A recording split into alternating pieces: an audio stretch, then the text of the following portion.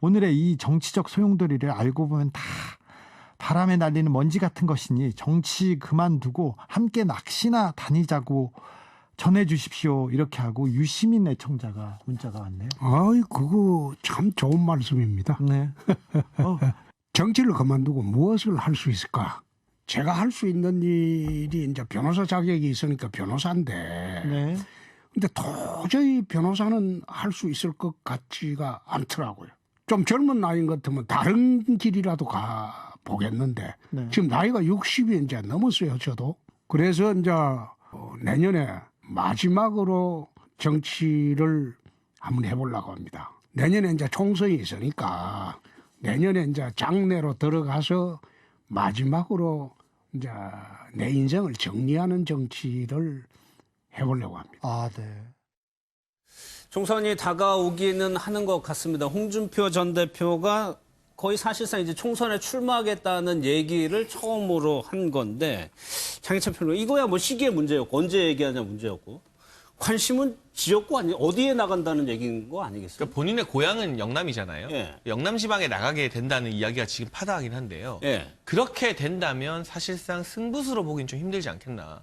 장점은 있겠죠. 공천만 받게 될 경우 안정적으로 원내에 입성할 가능성이 좀 높아지고 예. 지금처럼 밖에 있는 게 아니라 원내에서 또 나름 당대표 할 때 홍준표 전 대표와 인연을 맺었던 현역 국회의원들이 꽤 있을 겁니다. 예. 같이 당선될 경우 친홍이라는 새로운 계파를 원내에 있어야만 좀 조직할 수 있거든요. 그렇죠. 결국 홍준표 전 대표가 국회의원 한 번 더 하고 싶어서 내년 총선 나오는 건 아닐 거잖아요. 예. 대선 후보였기 때문에 국회 안에서 상황을 보고 아마 당대표 도전을 다시 한다거나 그러한 과정을 통해서 다음 대선까지를 바라보게 될 텐데 예. 그러나 국민들이 바라봤을 때 이게 정말 홍준표식 승부수다 이런 인식을 갖게 하려면 아무래도 당선이 용이한 영남 지역보다는 본인도 동대문에서 오랫동안 의정활동하지 않았습니까? 예. 수도권 그리고 국민들의 어떤 중도층 표심에 영향을 많이 받는 비교적 험지에 출마를 했을 때 당에서도 사실 박수를 쳐줄 수 있는 것이고요. 예. 지금 자유한국당에 가장 필요한 것이 인적 쇄신이다.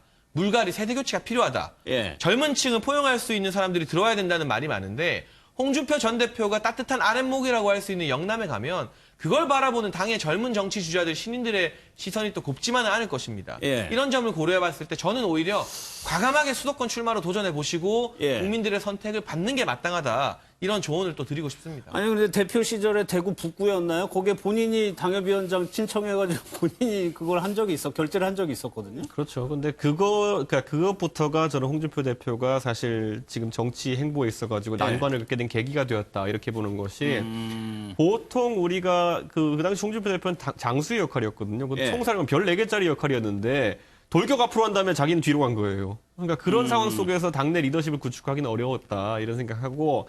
홍준표 대표는 누구보다도 정치적 감각이 뛰어나고 아까 말한 것처럼 서울 강북에서 정치를 했던 분입니다. 그렇기 예. 때문에 험지 돌파라는 것에 대해서 경험도 있고 하기 때문에 지금 시점에서 본인이 돌격 앞으로를 외치고 이번엔 앞으로 가야 된다 본인이 권총관처럼 메고 앞으로 가야 된다라는 생각을 갖고 움직일 것으로 보이지 지난번에는 그래도 당권이라도 가진 상태에서 그런 이야기를 했으니까 돌격 앞으로 하면서 뒤로 가는 게 가능이라 했던 것이지 지금 무조건 앞으로 가야 되는 상황입니다. 알겠습니다. 이런 상황에서 김무성 의원 정치 안 하겠다고 얘기를 했었는데 글쎄 의미심장한 발언이 나왔습니다. 과거에 총선 안 나갔다는 얘기 많이 했었죠. 한번 얘기를 좀 들어보도록 하겠습니다. 제 정치 인생의 마지막 꿈이었던 대선 출마의 꿈을 접고자 합니다. 비록 박근혜 대통령은 실패했지만은 이것이 위대한 대한민국의 실패로 이어지지 않도록 저의 모든 것을 다 바치겠습니다. 근데 너무나 많은 곳에서 이제 출마 번복, 불출마 번복하고 출마해달라는 이런 요청이 들어오고 있어서 박영진 총장이 불출마를 또 하게 됨으로써 사실상 참 큰 고민에 빠져 있는 건 사실입니다. 저는 차기 총선에 출마하지 않겠습니다. 분열된 보수의 통합을 위해서 새로운 보수당의 재건을 위해서 바닥에서 헌신하도록 하겠습니다.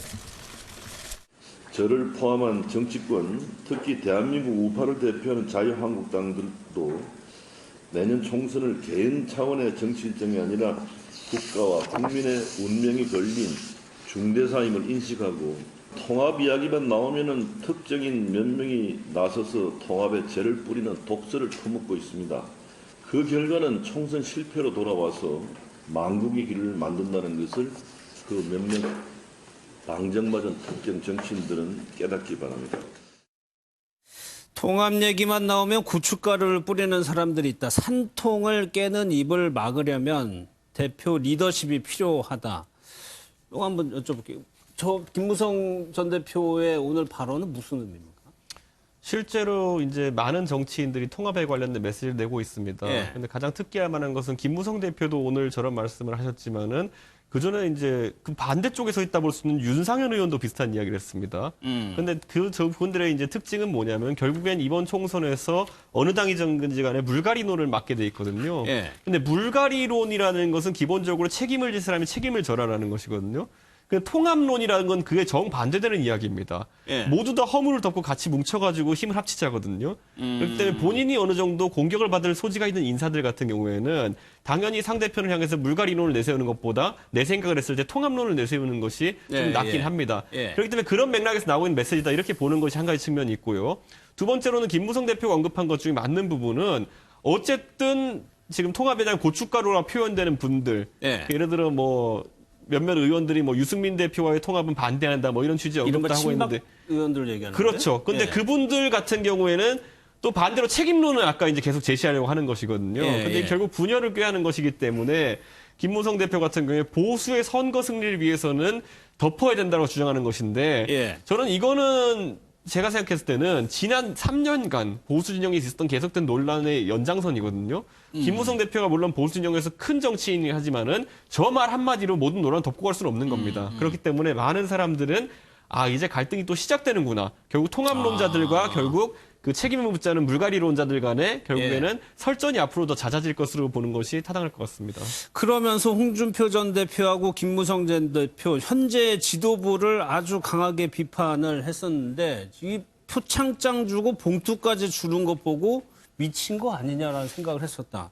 이게 당연히 당내에서 비판이 상당히 많이 나왔던 부분인데 공개적으로 현재 지도부를 공격했단 말이에요.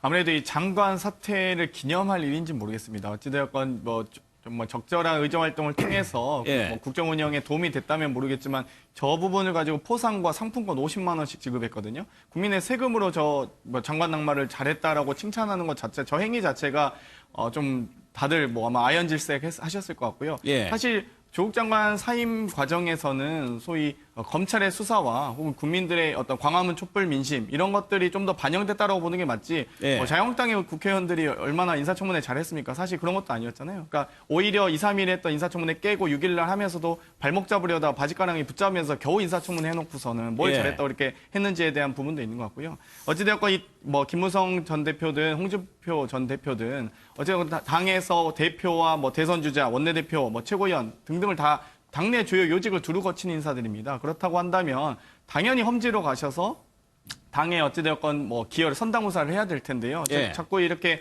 아마 자유한국당 내에서도 아직도 지금 뭐 탄핵이 무효다라고 주장하시던지 예. 아직도 저렇게 감 떨어지게 소위 장관 낙마를 기념한다든지 이런 부분들은 비판받아야 될 것 같습니다. 그래서 그랬을까요? 황교안 대표가요. 이 옳은소리 가족 발표 어제 저희가 전해드렸죠. 여기서 시민하고 좀 설전을 벌였는데 열심히 일하고 있다라고 항변을 했다고 합니다. 영상을 좀 한번 보겠습니다.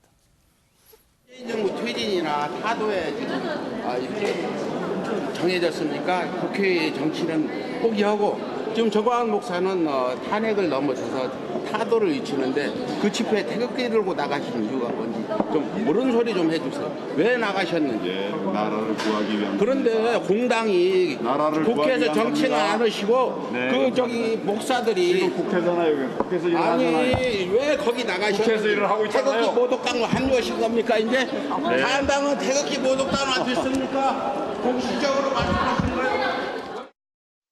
저분은 좀 반대 진영에 있는 분으로 알려져 있는데 아무튼 저런 일이 있었는데 이게 김주영 이사 이게 조국 전 장관 사태를 거치면서 한국당의 지지율이 오르는 것 같았는데 다시 또 민주당하고 격차가 벌어지는 듯한 좀 양상이거든요. 네, 지금 자유한국당이 2주째 그 조국 전 장관 사퇴 이후 2주째 이제 하락세를 보이고 있어서요. 예. 10월 4주차 주간 집계가 2.1%포인트 하락한 32.2%가 나왔습니다. 목요일에 아까 표창장 논란이 있었던 목요일 24일에는요. 전날에 비해서 일간 집계로 1%포인트 빠지는 그런 결과가 있었고요. 예. 그에 반해 더불어민주당은 0.8%포인트 상승한 40.6%가 나왔습니다. 4주 만에 다시 40% 선을 이제 안착을 한 건데 두 양당 간의 핵심 이념 결집도 진보층과 보수층에서 봤을 때는 70%에서 60%로 이제 하락을 했고 하지만 이제 중도층 아까 말씀하신 대로 중도층을 잡아야 되는데 중도층 같은 경우는 민주당에서는 30% 후반을 기록했고요. 한국당에서는 30% 초반으로 이제 하락했습니다. 그래서 양당 간의 중도층 격차가 1.8%에서 6.3%로 벌어지는 결과가 나왔습니다. 그러면 일단은 저 당의 지지율 차이는 중도층이 어떻게 움직였느냐가 가장 크게 영향을 미치는 맞습니다. 건가요? 지금 대통령 지지율과 마찬가지로 그 진보층과 보수층 양당 간의 그 핵심 이념 결집도는 지금 극에 달아 있는 상황인데요. 이 상황에서 중도층의 향방 그리고 그 보수층이 얼만큼 더 이제 샤이 보수에서 앵그리 보수로 되느냐에 따라서 지지율이 이제 변화가 있을 것으로 보입니다. 지지층은 단단하게 결집이 돼 있는 상황이다. 이런 상황에서 글쎄 총선에 새로운 인물들이 영입되는 걸 기대하고 준비를 하고 있는데 장혜찬 평론가님, 한국당에서 나온 인물이 박찬주 전 대장이거든요. 박찬주 전 대장 같은 경우는 공감병 갑질 논란과 관련해서는 무혐의 처분을 받았죠. 무죄 처분을 받았고 결과적으로 문재인 정부가 군 장성들을 좀 홀대한다. 이런 것을 보여주는 상징적 인사이기 때문에 본인 스스로도 군다운 군을 만들기 위해서 출마하겠다 이런 결심을 밝혔다고 합니다. 저는 뭐 박찬주 전 대장의 영입 자체에 대해서는 크게 반대하거나 이게 나쁜 인사라는 생각은 들지는 않아요. 그리고 이 사건의 진실을 더 알려서 우리 군의 명예를 조금 회복시키겠다. 이런 차원의 대의도 우리가 기대해 볼 수 있을 텐데 그런데 문제는 지금 자유한국당의 인재 영입과 관련해서 박찬주 전 대장만 한 사람만 부각되어서 국민들로부터 지금 또 김주영 이사님 말씀해 주셨지만 좀 오락가락하는 중도층의 마음을 사로잡을 만한 인물인가. 거기에 대해서는 회의론이 들 수밖에 없고요. 또 과거 몇 달 전이었습니다만 이국종 교수나 야구선수 박찬호 씨 등에 대해서 인재 영입을 하느니 마느니 했다가 오히려 웃음거리로 전락하지도 않았습니까? 지금 인재 영입에 대해서 당대표가 리더십을 발휘하는 확고한 기준이 좀 없는 거 아니냐. 이런 의문이 제기될 수밖에 없는 상황이고 인재 영입이라는 게 사회 여기저기에서 성공한 사람들 아무렇지 않게 그냥 유명세 빌리려고 우리 당에 오십시오 모셔오는 인재 영입의 시대는 이제 끝났습니다. 한국당의 철학을 분명히 세우고 그 철학에 맞는 사람들을 데리고 오고 또 기본적으로는 당 안에서 좋은 인재들을 키우는 노력을 해야 됩니다. 그러한 노력이 한국당뿐만 아니라 더불어민주당에도 부재한 상황에서 좀 괜찮은 사람 한두 명 선거 직전에 급히 영입하는 방식으로 국민의 마음을 돌리려고 한다. 이 전반적인 방식 자체에 대해서 이제는 정치권에서 좀 시스템을 뜯어고칠 때가 아닌가 하는 생각도 듭니다. 지금 이제 자한당의 인재 영입이라는 것에 대해 가지고 보면은 뭐 대구나 아니면은 뭐 부산 등의 어쨌든 당선이 유력하다고 가정되는 지역구들은 속된 말로 10명씩 붙어 있다는 얘기가 나옵니다. 10명씩 출마하려고 준비하고 있는 사람들이 있다는 얘기가 나오고 반대로 서울의 강북 지역 같은 경우에는 진짜 한 명도 지금 줄 선 사람이 없다라는 얘기가 나오고 있는 것이거든요. 저는 이 현실이라는 것을 바탕으로 해서 인재 영입도 추진해야 되는 것이고 당의 노선도 정해야 되는 것인데 지금 이제 친박 일색으로 당이 변모해가는 과정 속에서 지금까지 서울에서 어려운 지역에서 개인기로 돌파했던 의원들 같은 경우에는 대부분 비박 성향이 강합니다. 김용태, 뭐 김성태 이런 의원들을 비롯해가지고요. 그런데 그런 중도적인 성향을 가진 인물들이 부각되지 않고 갈수록 친박 성향 인물이 부각된다는 것은 진단은 지금까지 하고 있는지 모르겠지만 반대로 해법은 또 반대 방향 하고 있는 거 아닌가. 그렇기 때문에 이 부분은 보수 진영 전체가 갖고 있는 고민과도 상통하는 것 같습니다. 알겠습니다. 민주당 상황을 보면 조대진 변호사님, 양정철 원장, 이재명 지사, 김경수 지사가 한자리에서 어깨동무하고 있는 사진을 공개를 했습니다. 그 사이에 조금 갈등이 지지자들 사이에 있었다는 방증이기도 하거든요. 뭐 당 지지율이 떨어지는 순간에 왜 저런 사진이 나왔나 뭐 그런 해석들도 분분한데요. 어쨌든 그 세 사람 비문과 친문 사이에는 뭐 갈등이 없다. 그렇기 때문에 원팀 기조에는 전혀 이상이 없다라는 것을 보여주기 위한 어떻게 보면 퍼포먼스라고 보여질 수도 있고요.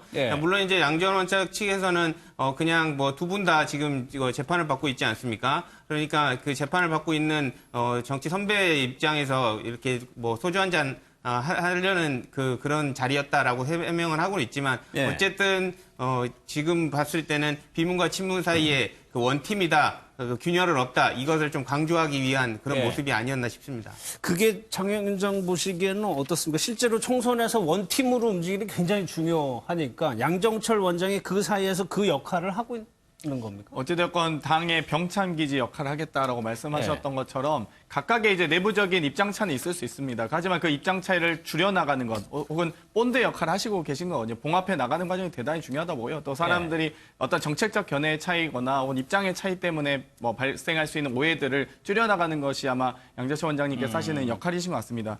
이 작은 차이를 줄여나가는 과정이 매우 중요한데 저는 좀 자유한국당에도 좀 제안을 드리고 싶은 게 예를 들면 저렇게 장해찬 평론가 같은 분이나 혹은 이준석 최고위원 같은 분들을 영입하시면서 젊은 피들을 대거 수혈하는 모습들 노력들 하면 좋을 텐데 아직도 이 박찬주 육군 대장이면 국민들이 지지합니까? 뭐 공안부 뭐 지검장이면 지지하는 거 아니지 않습니까? 이런 부분에 대해서 알겠습니다. 조금 더 자유한국당도 고심을 했으면 좋겠습니다. 전 7년 전에 영입했는데 뭘 또 영입해요. 예.